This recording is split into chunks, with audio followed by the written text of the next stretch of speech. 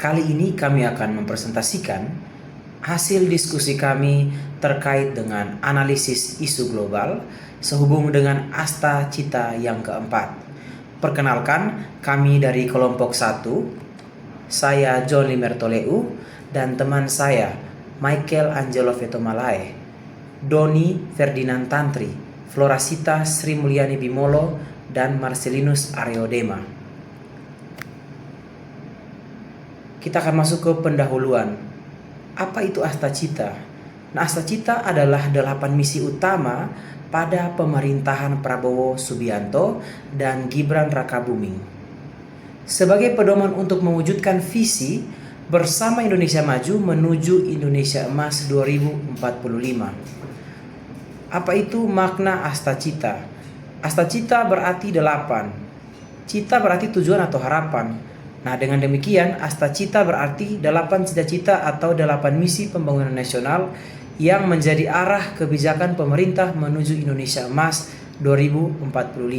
Nah, kemudian apa sih bunyi dari Asta Cita keempat? Nah, bunyi dari Asta Cita keempat sendiri itu adalah memperkuat pembangunan SDM, sains, teknologi, pendidikan, kesehatan, prestasi, olahraga, kesetaraan gender, serta penguatan peran perempuan, pemuda, dan penyandang disabilitas. Salah satu isu yang berkaitan dengan Asta Cita keempat ialah pandemi COVID-19 yang kita tahu semua bahwa merupakan salah satu isu global yang memberikan dampak besar terhadap pembangunan sumber daya manusia, khususnya di bidang pada Asta Cita keempat, bidang kesehatan, bidang pendidikan, dan juga salah satunya penguasaan teknologi. Kita tahu sendiri bahwa pandemi ini menyebabkan terganggunya proses belajar mengajar, juga meningkatnya tantangan kesehatan masyarakat, serta kita melihat bahwa mendorong sekali percepatan transformasi digital di berbagai sektor. Untuk poin selanjutnya akan dijelaskan oleh teman saya. Saya akan melanjutkan presentasi dari kelompok kami, di mana bagian ini kita akan melihat bagaimana kami memilih isu ini menggunakan teknik apa. Di mana untuk memilih isu ini kami menggunakan teknik USG atau Urgency, Seriousness, dan Growth. Di mana pada teknik ini, pandemi COVID-19 memperoleh skor 14. Nah, urgensi pada isu ini adalah pandemi COVID-19 merupakan krisis kesehatan global yang secara langsung mengancam kesehatan jiwa masyarakat. Penanganan yang cepat dan tepat diperlukan untuk mencegah peningkatan angka kesakitan dan juga kematian, serta menjaga keberlangsungan hidup masyarakat dan juga pelayanan publik. Yang kedua, seriousness. Dampak pandemi tidak hanya pada sektor kesehatan, tapi juga pendidikan, ekonomi, ketenagakerjaan, pelayanan publik.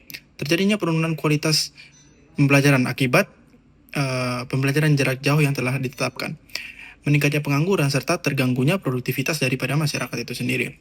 Dan juga yang terakhir adalah G, yaitu growth.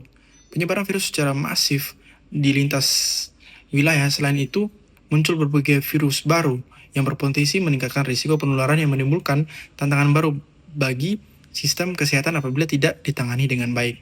Nah, berdasarkan teknik USG ini, pandemi COVID yang sudah saya jelaskan bahwa mendapat skor 14, di mana urgensinya adalah 5, seriousness-nya 5, dan juga growth-nya 4, yang menunjukkan bahwa isu ini termasuk target prioritas untuk ditangani. Pandemi memiliki tingkat urgensi dan dampak yang sangat tinggi terhadap masyarakat, serta kualitas sumber daya manusia di Indonesia. Oleh karena itu, untuk penguatan sektor kesehatan, pendidikan, sains, dan teknologi, sebagaimana tercantum dalam Asta Cita keempat, menjadi langkah strategis untuk meningkatkan ketahanan bangsa dalam menghadapi krisis kesehatan di masa depan. Baik, presentasi selanjutnya akan dilanjutkan oleh teman kelompok. Terima kasih.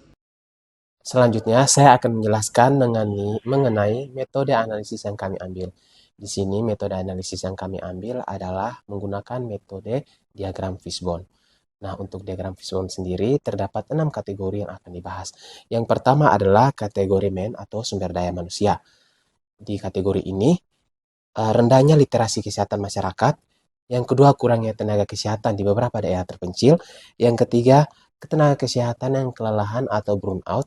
Yang keempat, rendahnya kemampuan adaptasi terhadap pembelajaran dan juga kerja digital. Kategori kedua adalah metode atau kebijakan. Di sini, kebijakan yang diambil pemerintah saat pandemi COVID-19 yang terjadi adalah koordinasi antar instansi yang belum optimal pada awal pandemi. Yang kedua, perubahan kebijakan yang begitu cepat yang menimbulkan kebingungan di kalangan masyarakat. Yang ketiga, kurangnya sosialisasi protokol kesehatan secara merata di berbagai daerah. Yang keempat, sistem pembelajaran jarak jauh yang belum siap sepenuhnya. Untuk kategori yang ketiga adalah kategori mesin atau teknologi dan sarana. Saat pandemi COVID-19 terjadi, kategori ini cukup mengalami beberapa kekurangan. Yang pertama, keterbatasan fasilitas kesehatan dan juga alat medis. Yang kedua, kesenjangan akses internet untuk beberapa daerah terpencil. Yang ketiga, keterbatasan perangkat digital untuk belajar dan juga bekerja. Yang keempat, sistem informasi kesehatan yang belum terintegrasi secara optimal. Untuk kategori keempat, yaitu kategori material, saat pandemi COVID-19 ini terjadi, kekurangannya adalah keterbatasan alat perlindungan diri atau APD pada awal pandemi. Ini juga yang mengakibatkan beberapa tenaga kesehatan gugur dalam pelayanannya.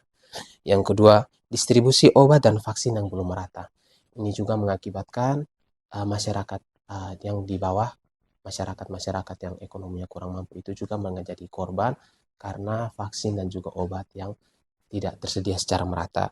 Yang ketiga, keterbatasan bahan laboratorium untuk pengujian. Yang keempat, keterbatasan anggaran pada beberapa sektor pelayanan. Metode yang kelima atau kategori yang kelima adalah pengaruh lingkungan. Nah, saat terjadi pandemi COVID-19 ini, mobilitas masyarakat yang tinggi di daerah perkotaan, sangat padat penduduknya itu, membuat virus ini jauh lebih cepat penyebarannya di daerah perkotaan karena itu tadi mobilitas masyarakat yang tinggi di daerah perkotaan.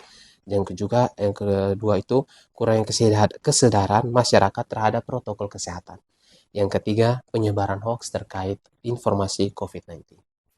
Untuk metode kategori yang terakhir yaitu manajemen atau manajemen dan tata kelola. Ini kekurangan yang kita hadapi itu adalah kesiapsiagaan menghadapi pandemi masih terbatas. Yang kedua, pengelolaan data kesehatan belum sepenuhnya terintegrasi. Yang ketiga, pengawasan implementasi kebijakan yang belum optimal. Dan yang terakhir, belum optimalnya kolaborasi antara pemerintah, pihak swasta, dan juga masyarakat. Oke, berdasarkan diagram fishbone yang sudah dijabarkan, menunjukkan bahwa akar masalah dari pandemi sangat berkaitan dengan penguatan SDM, apalagi di bagian kesehatan. Yang kedua, peningkatan kualitas pendidikan dan literasi masyarakat. Yang ketiga, pengembangan sains dan juga teknologi kesehatan. Yang keempat, transformasi digital. Dan yang terakhir, peningkatan kapasitas generasi muda dan juga tenaga profesional. Nah, kaitannya dengan asta cita untuk poin yang keempat itu adalah memperkuat pembangunan SDM, kesehatan, pendidikan, sains dan juga teknologi untuk menciptakan masyarakat yang tangguh dalam menghadapi krisis global di masa depan. Berikutnya akan dijelaskan oleh teman saya. Terima kasih. Selanjutnya yaitu tabel alternatif penyelesaian isu. Dengan isu yang diangkat yaitu dampak pandemi COVID-19 terhadap kesehatan masyarakat dan kualitas SDM Indonesia. Dengan penyebab yaitu rendahnya literasi kesehatan, keterbatasan fasilitas kesehatan, kesenjangan akses teknologi, penyebaran hoaks, dan belum optimalnya tata kelola penanganan pandemi. Pada tabel ini terangkum 5 alternatif penyelesaian terhadap isu tersebut. Di tabel ini pula terdapat tahap setiap alternatif, hasil yang diharapkan, dan para pihak yang terlibat. Kita masuk ke alternatif penyelesaian pertama yaitu peningkatan literasi kesehatan masyarakat. Pada tahapan ini terdapat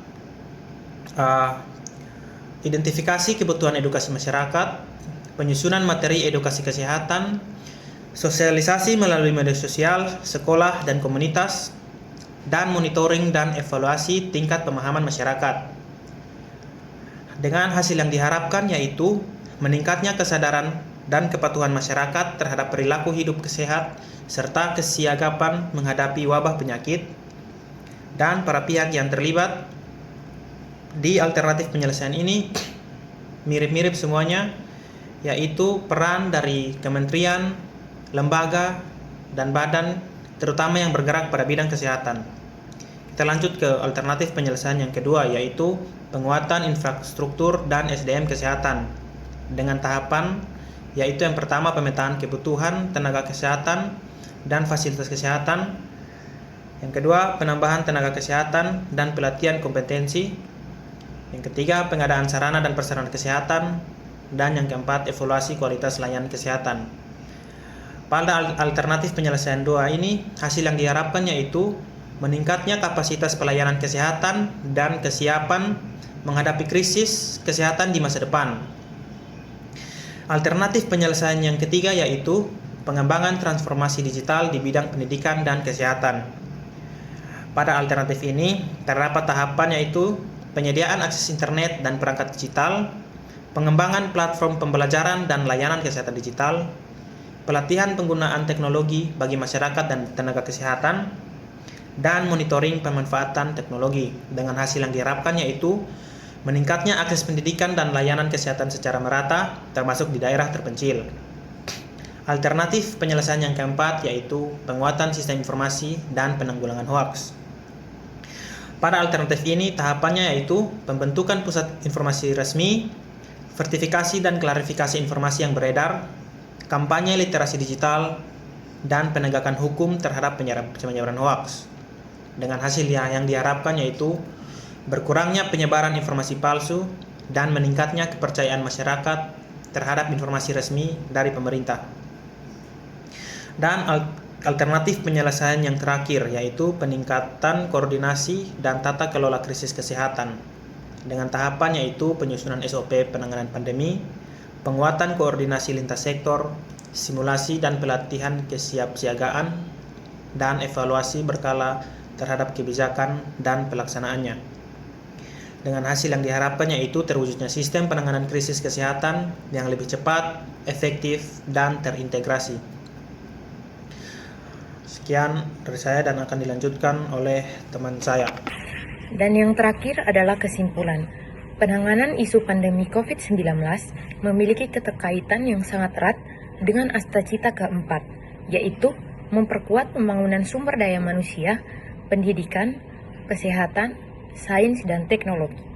Implementasi berbagai upaya tersebut diharapkan mampu menciptakan masyarakat yang sehat, cerdas, adaptif, dan tangguh dalam menghadapi tantangan global, sekaligus mendukung terwujudnya Indonesia Emas 2045 melalui pembangunan SDM yang unggul dan berdaya saing. Demikian presentasi dari kelompok kami. Sekian dan terima kasih.